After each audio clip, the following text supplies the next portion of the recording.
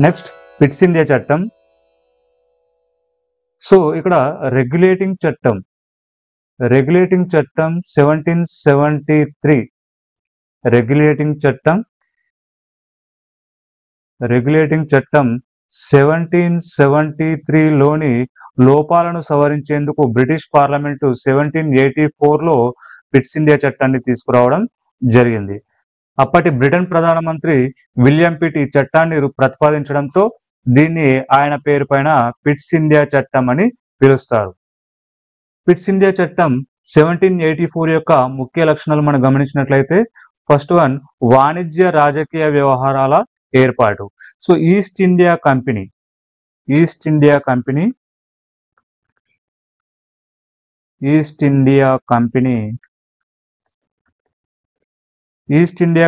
యొక్క వాణిజ్య మరియు రాజకీయ విధులను వేరుగా గుర్తించడం జరిగింది. సో కంపెనీ యొక్క రాజకీయ వ్యవహారాల పర్యవేక్షణకు బోర్డ్ ఆఫ్ కంట్రోల్ అనే కొత్త విభాగాన్ని ఏర్పాటు చేశారు. సో దీనివల్ల బ్రిటిష్ ప్రభుత్వం నేరుగా భారత పరిపాలనపై నియంత్రణ సాధించగలిగింది. So second one board of control స్థాపన. Third one court of directors పాత్ర పరిమితం. సో ఇప్పటి వరకు అన్ని వ్యవహారాలు చూసిన కోర్ట్ ఆఫ్ డైరెక్టర్స్ ను కేవలం వాణిజ్య వ్యవహారాలకే పరిమితం చేయడం జరిగింది. నెక్స్ట్ ఫోర్త్ వన్ ద్వంద్వ పాలనా వ్యవస్థ ఏర్పాటు. సో ఒకవైపు కోర్ట్ ఆఫ్ డైరెక్టర్స్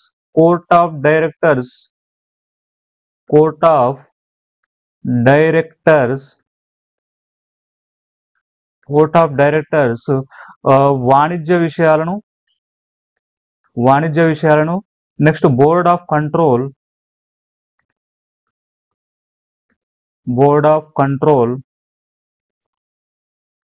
రాజకీయ విషయాలను కోర్ట్ ఆఫ్ డైరెక్టర్స్ వాణిజ్య విషయాలను, బోర్డ్ ఆఫ్ కంట్రోల్ రాజకీయ విషయాలను పర్యవేక్షించడంతో మనకు ద్వంద్వ పాలనా వ్యవస్థ అనేది ఏర్పడింది. నెక్స్ట్ భారతదేశంలోని బ్రిటిష్ పరిపాలిత ప్రాంతాల సివిల్, మిలిటరీ, రెవెన్యూ వ్యవహారాలపై బోర్డ్ ఆఫ్ కంట్రోల్ కు అధికారం ఇవ్వడం జరిగింది. దీంతో ఈస్ట్ ఇండియా కంపెనీపై బ్రిటిష్ ప్రభుత్వానికి సర్వోన్నత నియంత్రణ స్థాపించబడింది. Next sixth one governor general కార్యనిర్వాహక మండలిలో మార్పులు. సో కార్యనిర్వాహక మండలి సభ్యుల సంఖ్యను 4 నుంచి 3కు తగ్గించడం జరిగింది. సో ఈ చట్టం ద్వారా గవర్నర్ జనరల్ కు ప్రెసిడెన్సీ ప్రాంతాలపై ప్రత్యక్ష నియంత్రణను ఇవ్వడం జరిగింది. పిట్స్ ఇండియా చట్టం 1784 యొక్క ప్రాముఖ్యతను మనం గమనించినట్లయితే, సో భారతదేశాన్ని తొలిసారిగా బ్రిటిష్ పరిపాలనా ప్రాంతంగా పేర్కొన్నారు. సో ఇక్కడ కంపెనీ కార్యకలాపాలపై బ్రిటిష్ ప్రభుత్వానికి సర్వోన్నత అధికారాన్ని కల్పించారు. సో ఈ చట్టాన్ని మార్క్స్ మరియు ఏంగిల్స్ భారతదేశం నుంచి దోచుకున్న సంపదను పంచుకోవడం కోసం రూపొందించబడినదని అభివర్ణించడం జరిగింది. ఈ చట్టం ద్వారా బ్రిటిష్ ప్రభుత్వం ఈస్ట్ ఇండియా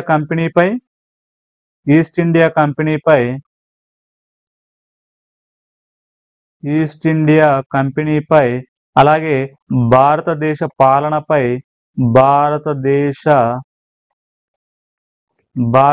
పాలనపై తన నియంత్రణను బలోపేతం చేసుకుంది.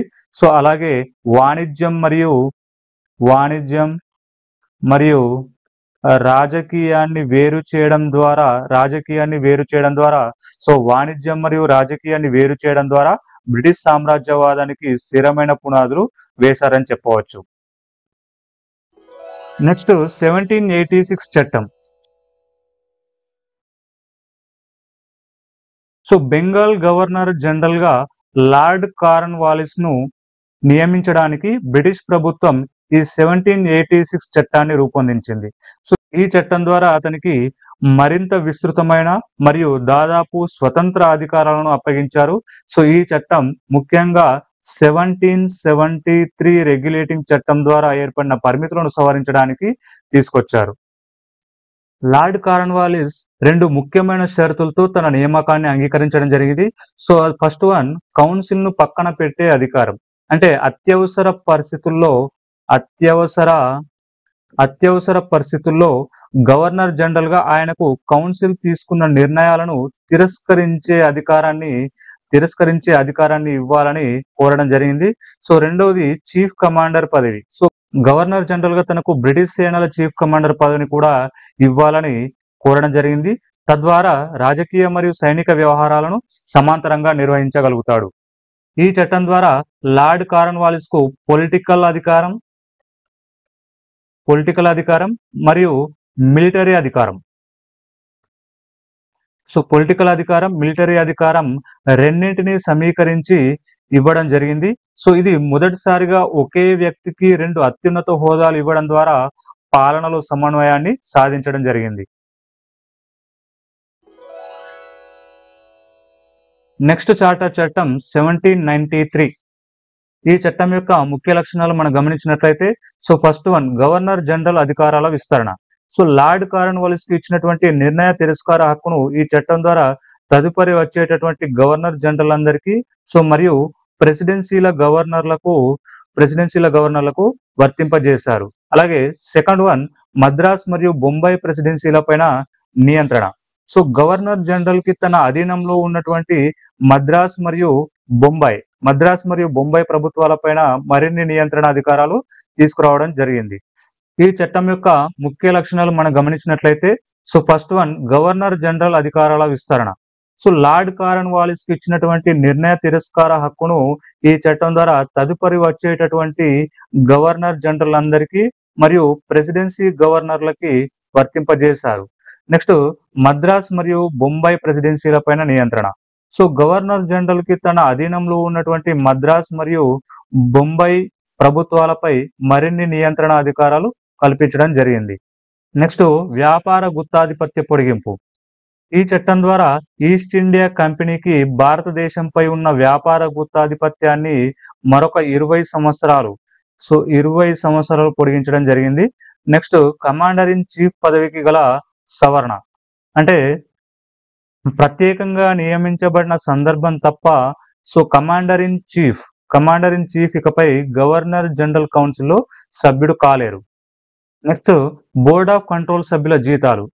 సో ఇక నుంచి బోర్డ్ ఆఫ్ కంట్రోల్ సభ్యులు మరియు సిబ్బందికి జీతభత్యాలను భారత ఆదాయాల నుంచి చెల్లించాలని ఈ చట్టం పేర్కొంటుంది. నెక్స్ట్, బోర్డు కార్యదర్శికి ప్రత్యేక హక్కు. సో బోర్డు కార్యదర్శిని బ్రిటిష్ పార్లమెంట్ లో కూర్చునేందుకు సో అనుమతి ఇవ్వబడింది. ఇది కంపెనీ వ్యవహారాలపై పార్లమెంటు పర్యవేక్షణను బలోపేతం చేసింది. 1793 చార్టర్ చట్టం అనేది బ్రిటిష్ పార్లమెంట్ ద్వారా తీసుకొచ్చినటువంటి 3వ చార్టర్ చట్టం. ఇది కంపెనీ పరిపాలనలో పాలనా అంశాలను స్పష్టపరిచింది, కానీ సో పెద్దగా ఏవి సంస్కరణలు తీసుకురాలేదు.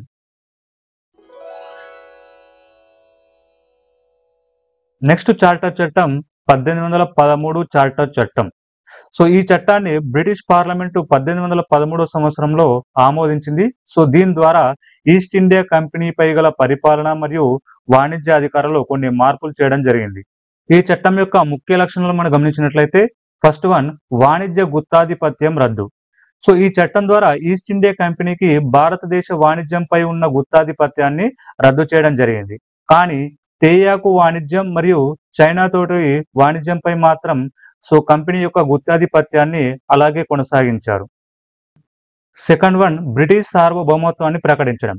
సో ఈ చట్టం ద్వారా భారతదేశంలోని ఈస్ట్ ఇండియా కంపెనీ భూ ప్రాంతాలపై బ్రిటిష్ రాజు లేదా రాణి సార్వభౌమత్వం కొనసాగుతుందని చట్టబద్ధంగా ప్రకటించారు.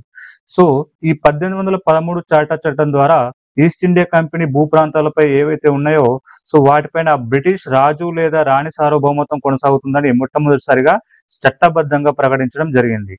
థర్డ్ వన్, క్రైస్తవ మిషనరీల అనుమతి. సో ప్రజలను చైతన్యపరిచేందుకు మత ప్రచారం మరియు విద్యా కార్యకలాపాల కోసం క్రైస్తవ మిషనరీలను భారతదేశంలోకి ప్రవేశించడానికి అనుమతించారు. సో చర్చిలు, ఆసుపత్రులు, పాఠశాలలు నిర్మించడంతో పాటు మత మార్పిడికి ఇది అవకాశంగా మారిందని చెప్పవచ్చు. నెక్స్ట్ ఫోర్త్ వన్, విద్యాభివృద్ధి నిధి. సో భారతదేశంలో పాశ్చాత్య విద్యను ప్రోత్సహించేందుకు ₹1,00,000 నిధిని ఏర్పాటు చేయడం జరిగింది. సో ఇది భారతదేశ విద్యా వ్యవస్థలో ఒక మైలురాయి కాగా ఆంగ్ల విద్యా వ్యాప్తికి బలం చేకూరింది. నెక్స్ట్ మరొక ఇంపార్టెంట్ పాయింట్ మనం చూసినట్లయితే, ఈ 1813 చార్టర్ చట్టం ద్వారా స్థానిక ప్రభుత్వాలకు పన్నులు విధించే అధికారాన్ని ఇచ్చారు. సో పన్ను చెల్లించిన వారిపైన శిక్షా చర్యలు తీసుకునే అధికారాన్ని కూడా కల్పించడం జరిగింది. ఇవి 1813 చార్టర్ చట్టం యొక్క ఇంపార్టెంట్ పాయింట్స్. సో 1813 చార్టర్ చట్టం బ్రిటిష్ పాలనలో ఒక కొత్త దశకు నాంది పలికిందని చెప్పవచ్చు. సో వాణిజ్య గుత్తాధిపత్యం తొలగించడం వల్ల బ్రిటిష్ ప్రభుత్వ ప్రాధాన్యం అనేది పెరిగింది. అలాగే మిషనరీల ప్రవేశం భారతదేశపు సాంస్కృతిక నిర్మాణం పైన ప్రభావం చూపిందని చెప్పవచ్చు. సో అలాగే విద్యా నిధుల ఏర్పాటుతో భారతీయ విద్యా విధానంలో పాశ్చాత్య ప్రభావం మొదలైందని చెప్పవచ్చు. 1833 చార్టర్ చట్టం. సో 1833 చార్టర్ చట్టం భారతదేశ పరిపాలనలో కేంద్రీకరణ దిశగా తీసుకున్నటువంటి కీలకమైన చట్టాలలో ఇది ప్రధానమైనటువంటి చట్టం. సో ఈ చట్టం ఈస్ట్ ఇండియా కంపెనీ వాణిజ్య స్వభావానికి ముగింపు పలికినటువంటి చట్టం. ఈ చట్టానికి సంబంధించి ఇంపార్టెంట్ పాయింట్స్ మనం గమనించినట్లయితే, so first one governor general of India నియామకం. సో ఇక్కడ బెంగాల్ గవర్నర్ జనరల్ పదవిని బెంగాల్ గవర్నర్ జనరల్. సో ఈ బెంగాల్ గవర్నర్ జనరల్ పదవిని రద్దు చేసి సో ఏ విధంగా మార్చారు అంటే గవర్నర్ జనరల్ ఆఫ్ ఇండియాగా మార్చడం జరిగింది. Governor general of India. So ఈ చట్టం ద్వారా బెంగాల్ గవర్నర్ జనరల్ పదవిని రద్దు చేసి గవర్నర్ జనరల్ ఆఫ్ ఇండియాగా మార్చడం జరిగింది. సో ఈ మొదటి గవర్నర్ జనరల్ ఆఫ్ ఇండియాగా లార్డ్ విలియం బెంటింగ్‌ని నియమించడం జరిగింది. సో ఇక్కడ ఈ హోదాలో సివిల్ మరియు మిలిటరీ అధికారాలను సివిల్ మరియు మిలిటరీ సివిల్ మరియు మిలిటరీ అధికారాలను ఈ హోదాకు అప్పగించడం జరిగింది. ఓకే. నెక్స్ట్ సెకండ్ పాయింట్ రాష్ట్రాల శాసనాధికారాల రద్దు. సో ఈ చట్టం ద్వారా మద్రాస్ మరియు బాంబే గవర్నర్ల శాసనాధికారాలను తొలగించడం జరిగింది. మద్రాస్ మరియు బాంబే గవర్నర్ల శాసనాధికారాలను శాసనాధికారాలను తొలగించడం జరిగింది. శాసనాధికారాలను తొలగించడం జరిగింది. సో మరి ఈ శాసనాధికారాలను ఎవరికి అప్పగించారు అంటే భారత గవర్నర్ జనరల్‌కు అప్పగించడం జరిగింది. భారత గవర్నర్ జనరల్‌కు భారత గవర్నర్ జనరల్‌కు ఈ శాసనాధికారాలను అప్పగించడం జరిగింది. సో అంతకుముందు ఈ స్థానిక చట్టాలను ఏమని పిలిచేవారంటే రెగ్యులేషన్స్ అని పిలిచేవారు. రెగ్యులేషన్స్. తర్వాత ఈ చట్టం నుంచి ఈ చట్టం తర్వాత వీటిని ఏమని పిలుస్తున్నారు అంటే లాస్ అని పిలుస్తున్నారు. ఓకే. సో అంతకుముందు ఈ చట్టాలను రెగ్యులేషన్స్ అని పిలిచేవారు. సో ఈ చట్టం నుంచి వీటిని ఏమని పిలుస్తున్నారంటే లాస్ అని పిలుస్తున్నారు. నెక్స్ట్ కంపెనీ వ్యాపార కార్యకలాపాల ముగింపు. సో ఈస్ట్ ఇండియా కంపెనీ వ్యాపార కార్యకలాపాలను ఈ చట్టం ద్వారా పూర్తిగా రద్దు చేయడం జరిగింది. సో తర్వాత ఈ కంపెనీని ఈస్ట్ ఇండియా కంపెనీని కేవలం శాసన మరియు పరిపాలనా సంస్థగా మార్చారు. శాసన మరియు పరిపాలనా సంస్థగా మార్చడం జరిగింది ఈ చట్టం ద్వారా. సో భారతదేశంలోని ఈ ఈస్ట్ ఇండియా కంపెనీకి సంబంధించినటువంటి భూభాగాలన్నీ కూడా రాజు లేదా రాణి మరియు వారి వారసులకు వారసులకు చెందినటువంటి ఒక ట్రస్ట్‌గా పరిగణించడం జరిగింది. నెక్స్ట్ ఫోర్త్ పాయింట్ సివిల్ సర్వీసుల్లో సార్వజనిక పోటీ. సో భారతీయులకు ఉద్యోగ అవకాశాలు కల్పించాలన్న ఉద్దేశంతో సివిల్ సర్వీసుల్లో ఉద్యోగాల కోసం బహిరంగ పోటీ పరీక్షల విధానాన్ని ప్రతిపాదించడం జరిగింది. కానీ court of directors court of court of directors ఈ కోర్ట్ ఆఫ్ డైరెక్టర్స్ వ్యతిరేకించడం వల్ల ఈ విధానం అమల్లోకి రాలేదు. అమల్లోకి రాలేదు. ఈ భారతీయులకు ఉద్యోగ అవకాశాలు కల్పించాలనే ఉద్దేశంతో ఈ చట్టం సివిల్ సర్వీసుల్లో ఉద్యోగాల కోసం బహిరంగ పోటీ పరీక్ష విధానాన్ని సో ప్రతిపాదించడం జరిగింది. కానీ ఈ కోర్ట్ ఆఫ్ డైరెక్టర్స్ వ్యతిరేకించడం వల్ల ఈ ఇది అమల్లోకి రాలేదు. Next important point law commission స్థాపన. భారతదేశంలోని చట్టాలను సరళీకరించడానికి, సమీక్షించడానికి, క్రోడీకరించడానికి లా కమిషన్ అనేది ఏర్పాటైంది. ఈ లా కమిషన్‌కు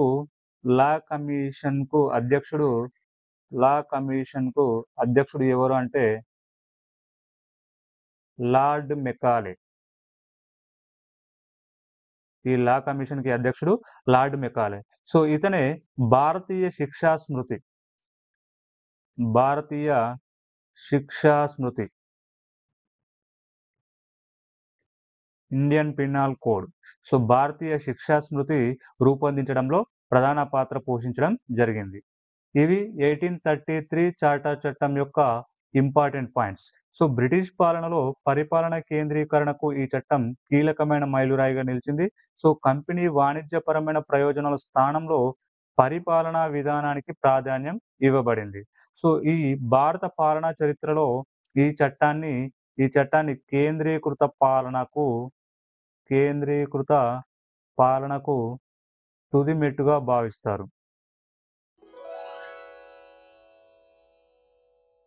1793 నుంచి 1853 వరకు బ్రిటిష్ పార్లమెంట్ ఆమోదించిన చార్టర్ చట్టాలలో ఈ చట్టం చివరిది. So, British east India company పాలనకు సంబంధించిన ఇది ఒక ముఖ్యమైన రాజ్యాంగపరమైనటువంటి మైలురాయి. 1853 చార్టర్ చట్టం యొక్క ఇంపార్టెంట్ పాయింట్స్ మనం చూసినట్లయితే ఫస్ట్ వన్ శాసన మరియు కార్యనిర్వాహక విభజన. సో, గవర్నర్ జనరల్ కౌన్సిల్ యొక్క శాసనాధికారాలను మరియు కార్యనిర్వాహక అధికారాలను తొలిసారి వేరు చేయడం జరిగింది. సో, ఈ చట్టం ద్వారా శాసనాధికారాలను, కార్యనిర్వాహక అధికారాలను తొలిసారిగా వేరు చేయడం జరిగింది. శాసన విధుల కోసం Indian legislative council. So, Indian legislative council అనే ప్రత్యేక శాసన మండలిని ఏర్పాటు చేయడం జరిగింది. సో, ఈ కౌన్సిల్‌ను ఏమని పిలుస్తారంటే మినీ పార్లమెంట్‌గా వ్యవహరించడం జరుగుతుంది. సో, ఇది బ్రిటిష్ పార్లమెంటు విధానాన్ని అనుసరించి పనిచేసేది. ఓకే. నెక్స్ట్ పాయింట్ లెజిస్లేటివ్ కౌన్సిల్‌లో ప్రాంతీయ ప్రాతినిధ్యం. సో, 6 శాసనసభ్యులను నియమించగా అందులో నలుగురిని ప్రాంతీయ ప్రాతినిధ్యంతో మద్రాస్, బొంబాయి, బెంగాల్ మరియు ఆగ్రా ప్రావిన్స్ నుంచి ఎంపిక చేయడం జరిగింది. సో, 6 శాసనసభ్యులలో నలుగురిని ప్రాంతీయ ప్రాతినిధ్యంతోటి మద్రాసు, బొంబే, బెంగాల్ మరియు ఆగ్రా ప్రావిన్స్ నుంచి ఎంపిక చేయడం జరిగింది. అయితే ఇందులో భారతీయులకు ప్రాతినిధ్యం ఇవ్వలేదు. అయితే ప్రాంతీయ విభజనకు ఇది ఒక ఆరంభంగా నిలవడం జరిగింది.